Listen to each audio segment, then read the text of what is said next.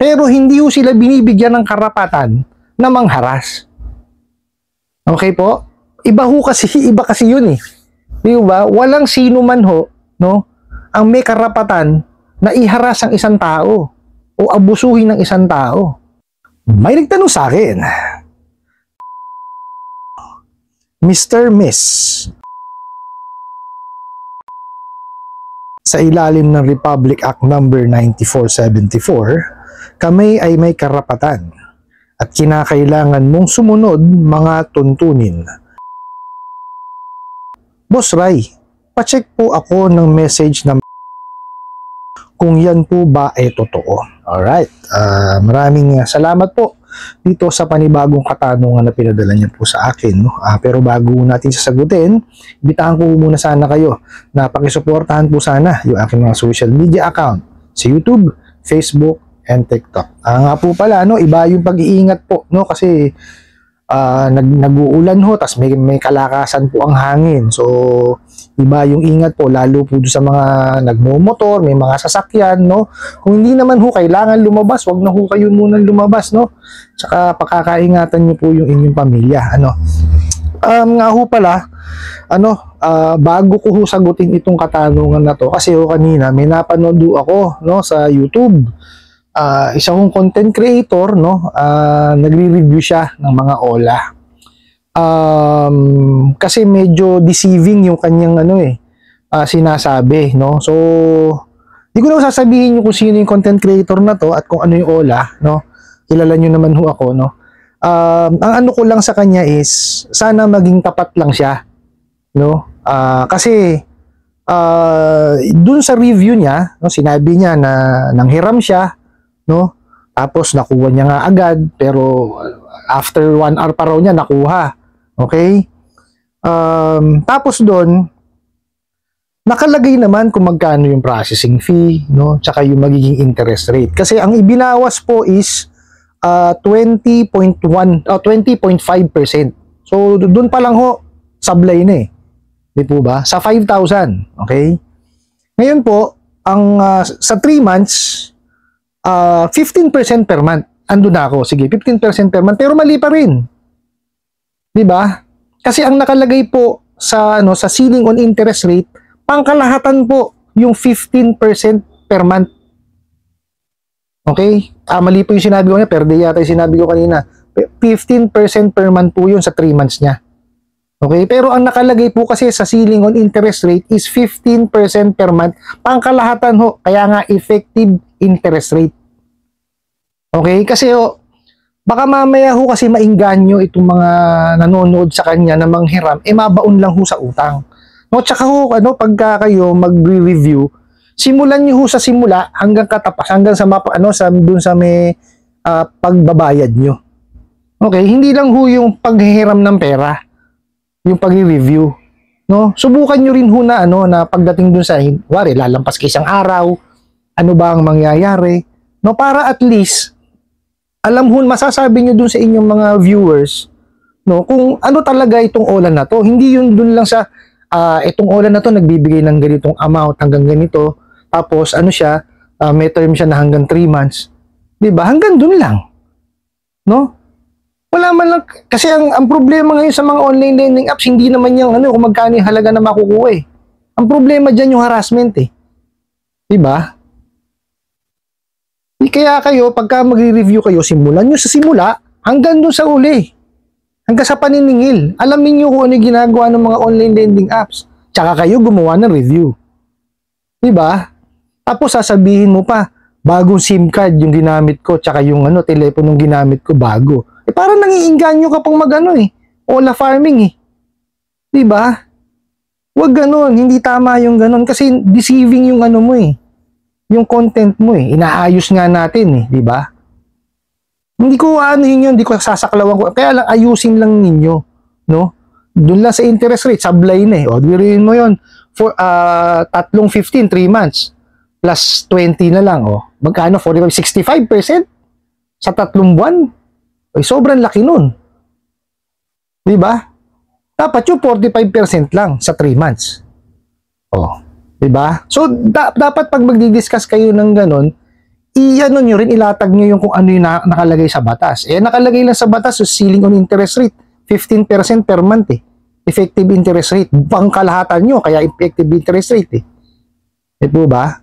So, ganun ho ang gawin yung review, simula hanggang dulo. Hindi ho yung tuturuan nyo pa mag-ola farming, o di ba? Huwag kung ganun, hindi ho tama yun Ano po? Ano ko lang, hindi ho ako galit, no?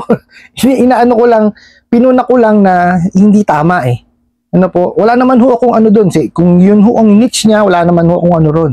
No, sa pagre-review. Kasi hindi ko ho niche yan No, ako ho, nandito kasi ako maniningil. So, ang niche ko is tungkol sa paniningil. Kaya ho, ako, yun lang ang ginagawa ko. Pero napansin ko kasi kanina, hindi ko talaga tama Ano po? So, mabalik tayo dito sa inyong katanungan, okay? So, ito hong message sa inyo, sabi is, sa ilalim daw ng Republic Act 9474, yung OLA daw po ay may karapatan. Okay, ano ho ba yung sinasabi nilang karapatan nila na yon? Ano ho ba yung 9474? Ito po yun. Okay, yung Lending Company Regulation Act, Republic Act number 9474.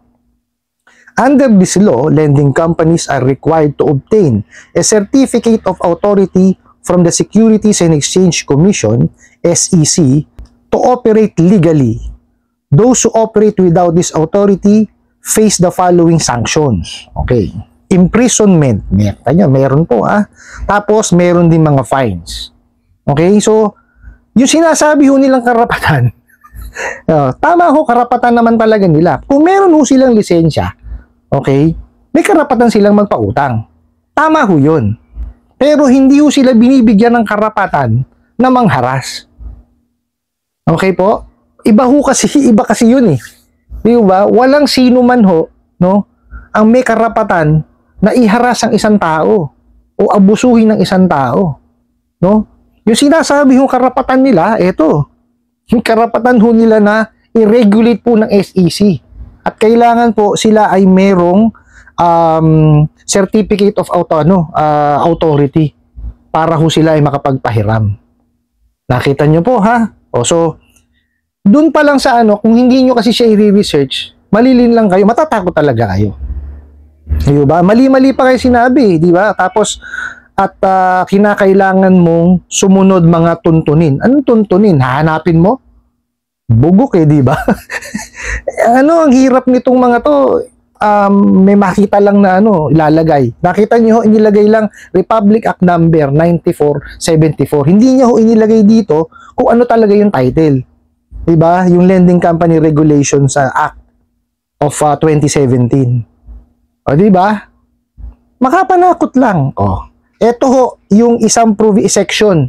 Babasahin ko sa inyo para ho maliwanag at para ho, kasi kaya ako sinabi yung kanina, no? Dahil dito ho yun. Ito ho. RA 9474, Lending Company Regulations Act of 2007. 2007 po pala, hindi 17. Sorry po, no? Section 7. Amount and charges on loans.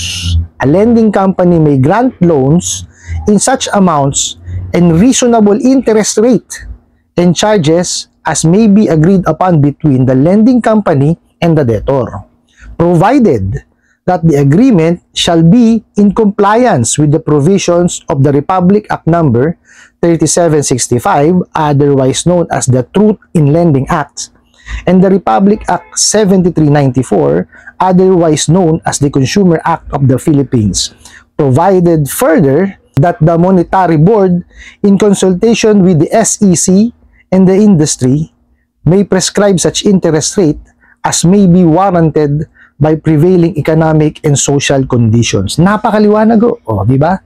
Ano-ano ho ba yung sinasabi ko dito sa every time na meron ho tayong ginagawang video. Di ba? Importante ho yung yung the Truth in Lending Act, tsaka po yung Consumer Act of the Philippines. Di po ba? Tsaka nakita nyo yung huling sinabi, di po ba? Provided further that the Monetary Board, in consultation with SEC and the industry, may prescribe such interest rate as may be warranted by prevailing economic and social conditions. Kaya nga ho naglabas ng ceiling on interest rate. Di po ba? Napakaliwanag po. Bakit itong content creator na to hindi sinabi yun? Oh, parang binulag niya lang yung kanyang mga viewers na ano, na dito nagbibigay ng 5,000 hanggang 3 months. Oh. Eh kitang-kita doon sa ano niya, sa pinapakita niya na ano, na apps na 65%. Oh. Yung total na interest. So grabe yun. Mariusip. Lalabas yun 20.1% per month. Oh, which is ang nasa ceiling on interest rate is 15% per month lang. Oh, di ba? So, wag niyo hong anuhin yung ano, wag niyo hong linlangin yung mga viewers niyo po, no? So, andyan ho, napakaliwanag po nung sinabi ko sa inyo, ha. Doon sa section 7, amount and charges on loans. A lending company may grant loan in such amounts and reasonable interest rate and charges. Oh, so reasonable ho. Yung dapat na interest rate. Okay, may mga nagtatanong ho sa akin, no?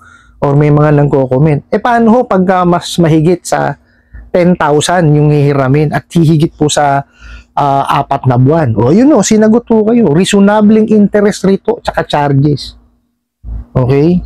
Kung pwede ho siya lumagpas doon, kasi nga ho, inilabas ho yung ceiling on interest rate, no? Para lang ho siya sa 10,000 pababa at hindi lalagpas ng 4 months.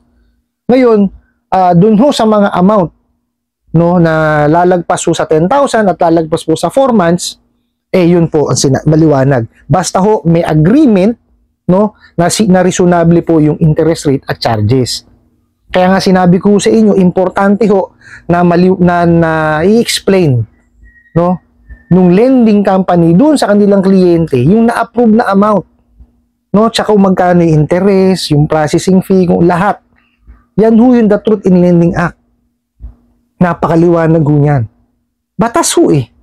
Di ho ba? Tsaka pagka kayo mag-a-advertise, dapat yung totoo. Pag sinabi nyo 90 days, 120, 180, o kung gaano mang kahaba yan, dapat yan ang lalabas. Hindi yung pag kinlik, 7 days lang. Di ba? O, yan ho yun sa Consumer Act of the Philippines. Di po ba? May mga batas ho eh.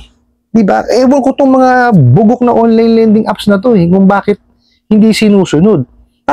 Sasabihin pa, may karapatan daw sila. Oo, may karapatan ng SEC na i-regulate kayo. Diba? Diyos Mariusip kayo. Napakarami yung kalokohan sa buhay. Oh. Eh paano kung wala kang certificate of authority? Oh, eh paano ka magpapautang? Sige nga. Oh, eh paano kung ano ka pa ba? Kung ano ka pa? Revoke ka o meron kang cease and desist. Actually, ni-research kita. Meron kang existing na cease and desist. Permanent. Oh. Anak ka ng kamote ka. Tapos kung magsalita ka, ganyan. Oh. Diba? Tino-torture may isip ng kliyente nyo eh. Diba? O doon sa nagpadala ho nung katanungan, wala ho kung masasabihin sa inyo kung hindi mag-ipon at bayaran nyo po siya ng buo. Yun lang po ang magandang gawin nyo. No? Kasi pagka ho yan, hindi nyo binayaran, eh patuloy lang ho kayong gaganyanin yan. O kaya nyo ho ba tiisin yung mga mga panghaharas niyang mga yan. Di ho ba? Tsaka ho, obligasyon natin bayaran. Okay? Kaya ho, ako sa inyo, laging sinasabi, mag-ipon at bayaran nyo po. Sa inyo po yan. Kung mas kung 10,000 pababa ho at nilalagpas sa 4 na buwan yung inyong nahiram, eh sundin nyo na lang po yung nasa ceiling on interest rate. Bayaran nyo po. Itabi nyo yung inyong pinagbayaran, yung proof of payment nyo. O para kung kayo hahabulin, o kahit saan nyo kayo makarating, o bayad ako. Sinunod ko kung ano yung nasa batas. Ganun lang ho kadali yun. Para ho matapos na yan. Kasi pag hindi nyo siya binayaran, eh wala hong mangyayari. Talagang patuloy lang ho paulit-ulit kayong kukulitin ng mga bugok na yan. Ano po? I hope nasagot ko po itong katanungan na to at sana po'y makatulong. Maraming salamat po sa inyong walang sawang pagsuporta at panonood sa aking mga videos. Maraming salamat po sa inyong pag-like, pag-share, pag-comment at pagtatanong. And kunin ko na rin po itong opportunity na to na pakisuportahan po yung aking mga social media account sa YouTube, Facebook, and TikTok. Hanggang sa muli po. Yun lang.